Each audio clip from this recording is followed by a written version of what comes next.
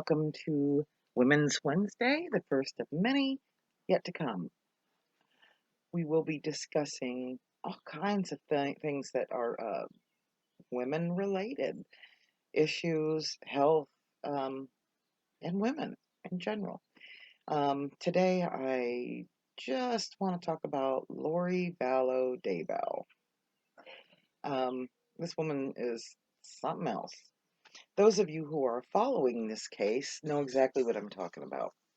If you haven't followed this case, um, there's a lot of YouTube channels out there that can help to catch you up. There's a lot of articles, but in a nutshell, very religious woman, many husbands, 3 children, 2 under 18, 2 husbands dead, brother dead, boyfriend's wife dead, her boyfriend get married, kids are missing, kids are dead.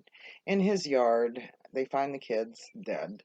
And now they're both in jail, and there's so many twists and turns and more victims that had attempted, where murder had been attempted against them, and all kinds of crazy stuff. But if you know what I'm talking about with Lori Vallow Daybell, she's right now trying to play the incompetent card, and her lawyer, Mark Means, if she's so daggone incompetent. Now, hear me out, okay? From what I understand, everything I read about, especially in Idaho, competency is so basic there that all you really need to know to be competent is to know your name, if you know where you are, and your surroundings. I mean, it's just so freaking basic. Don't tell me she all of a sudden, she couldn't have forgotten who she is. When we discuss mental health, yeah, she might have some issues there, but I do not believe she is not within the right mind. Hear me out. Well, I said that twice now. Hear me out. I sound like that, that one YouTuber, Jasmine Noor, I think. Hear me out. Or is it the one that does It's a Crime? Anyway, I digress. So, before her husband was shot and killed, he said she was going nuts. And so finally she did take the mental health evaluation and passed with flying colors. Now, there's a problem there. If she's truly crazy, how was she able to fake normalcy? Unless she knew that she would sound crazy by telling the truth of what she was doing. She wanted to sound crazy. I mean, it's almost like she knew that she might need this crazy theory in the future or whatever, but she passed because it wasn't time for her to be crazy yet, because the job wasn't finished, right? Okay. So you cannot just turn off and on. There's no switch to turn it on and off the mental health.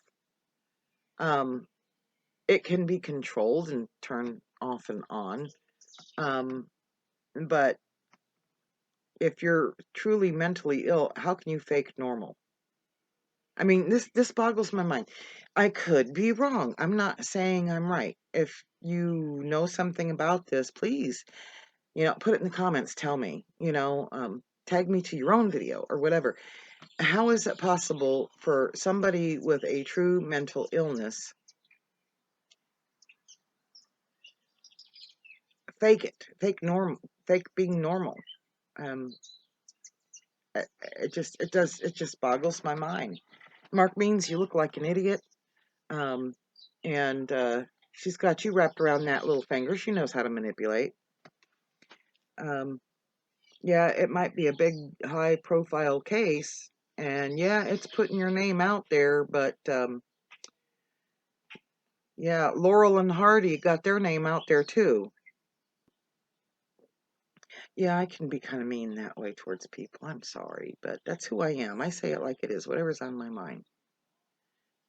So, if you're following the case, or if you'd like to know more about it, definitely get on YouTube, Google it. Lori Vallow Daybell. That's Lorivallow. L-L-O-W, Daybell, Daybell. Google it, learn more about it. I'll tell you, it'll give you a headache. There's so many twists and turns to this whole thing. Um, it'll have your head spinning, and you won't believe, how are there people out there like this? I think it just boils down to this, Chad Daybell, he done raised his kids. All his kids were adults. He didn't want no more kids, but he thought that, he thought the sun rose and shined in that tight little ass of Lori's, right? So he convinced her they were dark. He convinced her that in order to save their souls, that they needed to be murdered or sacrificed or whatever so that they can get to heaven. I think deep down inside she knew that was wrong, but guess what? He's an author and she was bored with all her other husbands, and so yeah, okay, let's start over, and I'm bored with raising kids. I just want their money. Well, she knew what she was doing then. Um, money grubbing, greed, I think he wanted her. And that's why I'm not saying I don't believe that people have visions or hear voices from the great beyond, but it just seemed kind of funny. He was telling her things like, you and I were married in previous lives, and you and I 7, 8 times, 9 times were, together. And I think he just wanted to do the hanky pank. And maybe he did fall in love, or what he thought it was. And he thought that, that was the way to convince her to be with him. Because, I mean, come on, look at him. He ain't no looker. He's got that fupa hanging over his belt. Yeah, a fupa. I got one. It's that skin, that extra belly that hangs over your belt. That's a fupa. I learned that just in the last couple of years from a friend of mine. Um, you know, he's got that young Frankenstein shape to his head and face. You know, he he's not all that in a bag of chips. Boy, isn't that a 90s saying? But he really isn't. And, you know, um, to hear him talk, he doesn't sound like he's all that bright. I mean, he doesn't sound like he's, I don't know, kind of like a dumb moose. I don't know. But anyway, I digress. She drank the Kool-Aid, he drank the Kool-Aid. Both of them together was a dangerous thing. And I think he knew exactly what he did was wrong. I mean, there's proof of that when he was talking to her on the phone when they were searching his property. And when they found the kids, he decided he was going to try to take off. Well, that's proof he knew that he was wrong.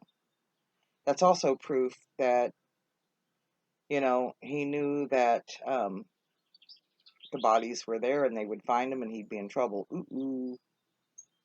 I just can't understand why people treat people the way they do in the name of God. And wow, it's gonna come back at you. Um, but I don't care what religion you're in, you don't lie. I mean, that's the biggest thing right there, is to be honest, to be truthful. Um, and I think that if somebody is really possessed, there's other ways of taking care of it. I do not believe that we are supposed to use, I mean, God, even in the Bible, when Jesus came across people that were possessed, he made them leave, and the person was back and whole. So where'd they come up with this idea? That's another thing. Answer me that question. Put down in the comments where you think they got this idea from. If you're familiar with their belief system, answer to me why it was okay for them to tell lies, to do cover-ups, because there's no religion I know of that would be okay. Murdering, not okay. Yeah, in the Bible there was some sacrifices and stuff like that in the Old Testament, but then the New Testament was, changed because the Messiah had come, so that nobody would have to be sacrificed anymore. Blah blah blah blah blah. Okay, I mean, I'm not going to preach to you. Um, but I do know certain things in the Bible, and nowhere in the Bible does it say, "Oh, if you sacrifice a child, don't tell nobody. Keep it a secret. You don't want to get in no trouble." The Bible also says to obey the laws of the land. Well, murder is against the law of the land. Um, I just don't get it. I really don't, and I don't understand what kind of mental illness somebody could have where they could act normal, and then all of a sudden, once they're in jail, now they're not normal. I don't understand that. So anyway, if you would like to have more discussions with me later on, we'll do some live chats, interact. Hit like, subscribe, and share. And just remember, when we get to 1,000, there will be a giveaway, and not just on Wednesdays. Women's Wednesday will be on Wednesdays, but look for me the rest of the week. If you hit subscribe and the little bell notifications, you'll know when I upload. So I will talk to you soon. Namaste.